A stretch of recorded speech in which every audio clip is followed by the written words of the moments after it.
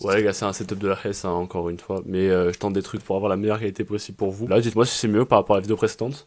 Là normalement il devrait y avoir une meilleure qualité de l'image, mais qualité du son je sais pas.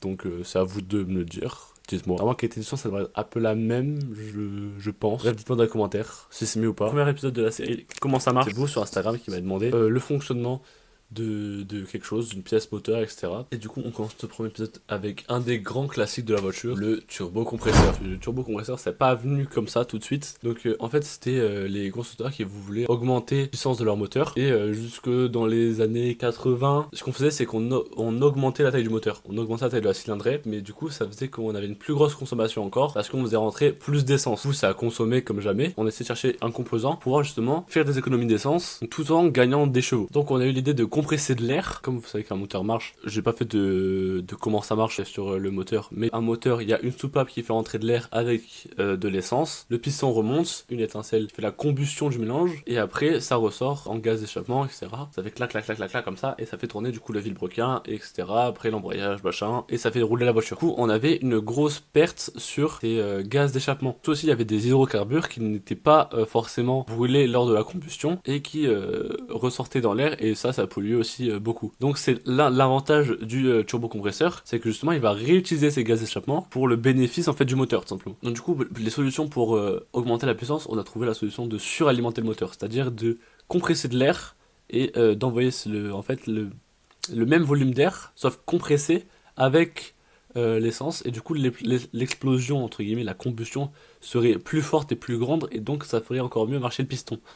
Donc c'est ça qu'on appelle la suralimentation. Au début, on a commencé par, on avait un compresseur simple qui du coup, il y avait l'air qui rentrait, on compressait l'air et après ça rentrait dans le moteur, les soupapes, etc. Et après vous connaissez la suite. Sauf que ça fonctionnait avec la puissance du moteur. Du coup en fait, avec le nombre de chevaux qu'on gagnait, on perdait aussi ce nombre de chevaux en faisant fonctionner ce compresseur. Du coup on n'y gagnait pas tant que ça. On a eu l'idée en fait, le génie en fait du turbocompresseur, c'est justement de réutiliser ces gaz d'échappement. C'est-à-dire que les gaz d'échappement qui sont renvoyés, en fait, ne sont pas renvoyés directement dans le pot d'échappement, mais sont renvoyés dans le turbocompresseur qui est en deux parties. Il y a une partie avec une turbine, du coup, qui est alimentée par la force des gaz d'échappement qui arrivent dans cette turbine, en fait, avec la chaleur et en fait la vitesse à laquelle ils arrivent, ça fait tourner la turbine. La turbine est reliée directement à un compresseur de l'autre côté qui lui aspire de l'air, le compresse et le renvoie dans le moteur. Donc en fait, le turbocompresseur ne consomme rien du tout. Son fonctionnement marche uniquement sur les gaz d'échappement qui sortent des pistons, qui arrivent du coup dans la turbine, qui font tourner la turbine et qui fait ensuite tourner le compresseur, et après le compresseur comprime l'air et le renvoie directement dans le moteur. Donc du coup c'est comme ça que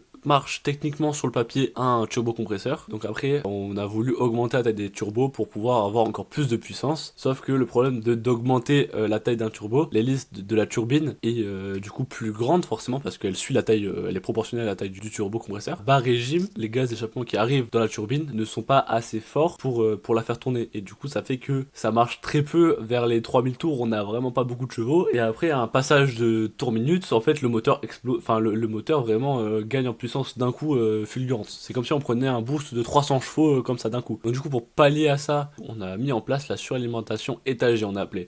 C'est-à-dire qu'on avait un petit turbo qui marchait dans les bas tours moteurs, et avec un autre gros turbo qui lui marchait, qui venait suppléer en fait ce petit turbo dans les tours beaucoup plus hauts. Attention, la suralimentation étagée n'est pas à confondre avec le biturbo. Le biturbo, c'est qu'on a deux turbos de la même taille sur chaque banc de cylindres. C'est-à-dire que par exemple, on a un V8 voilà, un V8, donc un V8 c'est en V comme ça. Vous voyez? Vous voyez le V comme ça là? Voilà, et vous avez du coup un 2 3 4 bref, vous avez 8 cylindres. Donc 4 et 4. Debout de chaque cylindre, il y a un turbo compresseur pour chaque rang de cylindres en fait. Du coup, c'est pour ça qu'il y en a deux en fait, vu qu'il y a deux rangs, parce que ça fait un V, il y a deux traits, genre c'est un. Sympathique. Sympathique vraiment là. Mais du coup, les constructeurs qui utilisent le biturbo, en fait, ont pas ce problème de que à bas régime, on a la puissance du turbo marche pas, et qu'après d'un coup il y a une grosse progression. En fait ça on l'a pas parce que les moteurs sont assez quand même gros, et ça se ressent moins que sur des plus petits moteurs.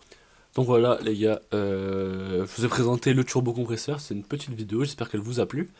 Donc les avantages, hein, retenez bien d'un turbocompresseur, c'est que de 1, ça ne consomme rien du tout, hein, le turbocompresseur.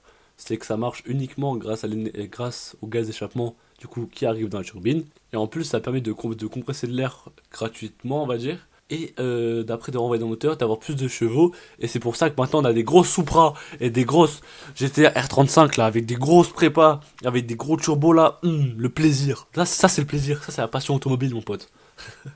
Non mais du coup, sans rire, tous les diesels d'aujourd'hui sont équipés de turbo. Bref, à ceux qui m'ont posé la question de comment ça marche un turbo, j'espère que j'ai répondu à votre demande. En tout cas, moi ça m'a fait plaisir. Du coup les gars, n'hésitez pas à aller voir mon Instagram, voilà, qui s'affiche ici. Je sais pas si ça s'affiche. Bon, il s'affiche, voilà mon Instagram. Allez vous abonner les gars, c'est là-bas que vous avez toutes les informations sur mes vidéos. Donc les gars, abonnez-vous, c'est très important pour moi. Donc les gars, n'hésitez pas à liker cette vidéo aussi, ça me ferait extrêmement plaisir. Dites-moi aussi dans les commentaires si vous voulez, si vous vous demandez comment marche quelque chose d'une pièce moteur sur une Formule 1, sur une voiture classique. Et du coup après je ferai soit un épisode comme ça dédié, où je prendrai plusieurs petites questions que je répondrai tous dans une seule vidéo. Bref les gars, c'était Kazoumax, ciao.